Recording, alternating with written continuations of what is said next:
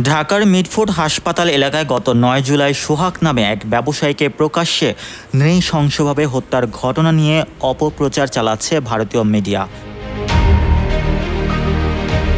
৯ জুলাই বাসা থেকে ডেকে নিয়ে সোহাগকে প্রকাশ্যে নৃশংসভাবে হত্যা করা হয়। এই হত্যাকাণ্ডের পুরো দৃশ্য ধরা পড়ে সিসিটিভি ফুটেজে। ভিডিওতে দেখা যায় কয়েকজন ব্যক্তি সোহাগকে প্রথমে নির্মমভাবে মারধর করে, পরে কুপিয়ে মাটিতে ফেলে দেয়। এরপর দুই যুবক তার নিথর দেহ রাস্তায় টেনে নিয়ে এসে একের পর এক লাঠি, ঘুষি ও বুকের উপর লাফিয়ে বর্বরতা চালায়। পরে তার মাথা ও শরীরের উপর ছোড়া হয় বড় বড় পাথর। ঘটনার সময় শত শত মানুষ আশপাশে দাঁড়িয়ে থাকলেও কেউ এগিয়ে আসেনি। এই ঘটনায় নিহতের বোন মঞ্জু আরা বেগম বাদী হয়ে কোতোয়ালি থানায় মামলা করেছেন। মামলায় ১৯ জনের নাম উল্লেখ সহ অজ্ঞাত পরিচয়ে ১৫ থেকে ২০ জনকে আসামি করা হয়েছে।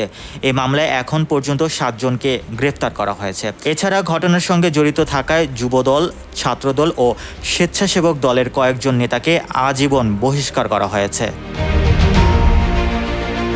Mohammad Rasel, news 21 news desk.